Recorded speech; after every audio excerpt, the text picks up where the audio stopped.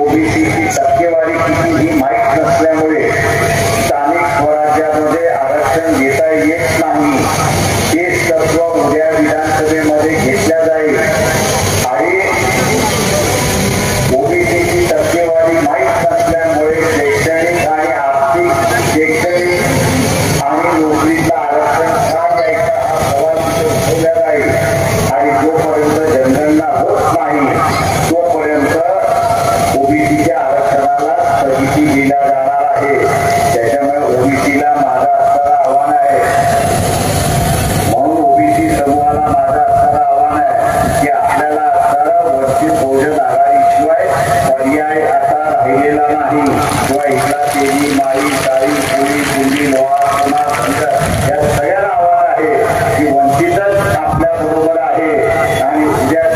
सीटचा उमेदवार म्हणजे मलकापूर मधले डॉक्टर या ठिकाणी जमीउद्दीन असेल किंवा खामगाव मधले असणारे देवराव घेवराळे असतील, हे आपल्याला विधानसभेमध्ये भांडण्यासाठी पाठवायचं आहे हे आपण लक्षात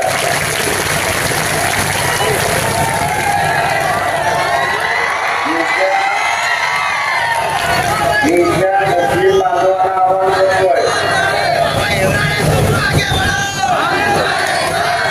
इथल्या असणाऱ्या मुस्लिम समुदायाला आवाहन करतोय, इथल्या उलेमाला आवाहन करतोय, इथल्या मौलवीला आवाहन करतोय,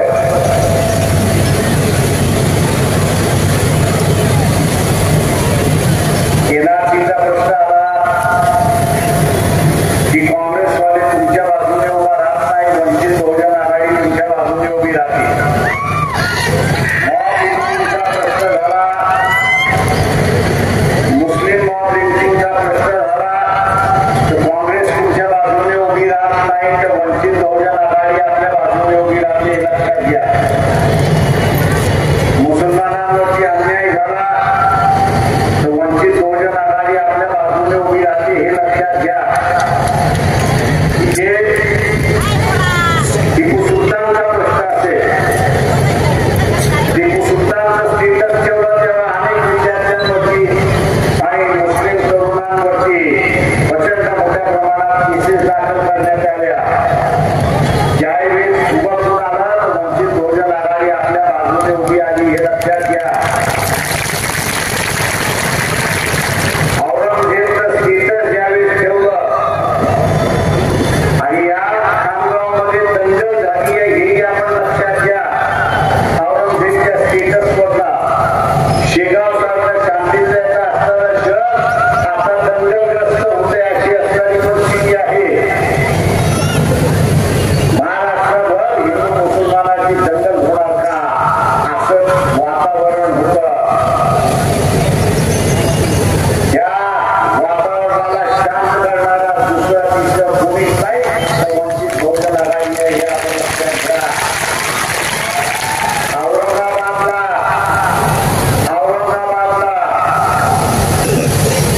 औरंगजेबाची जी कबर आहे त्या औरंगजेबाच्या कबरवरती वंचित बहुजन आघाडीचे पदाधिकारी चादर चढवायला गेले. त्यांनी चादर चढवली आणि चादर चढवून तिथल्या धर्मवादी भारतीय जनता पक्षाच्या सरकारला चॅलेंज दिलं. धर्मवादी भारतीय जनता पक्षाच्या सरकारला चॅलेंज केलंय. आम्ही चादर चढवून आलेलो आहे, हिंमत असेल तर आमच्यावरती केसेस दाखल करून टाका.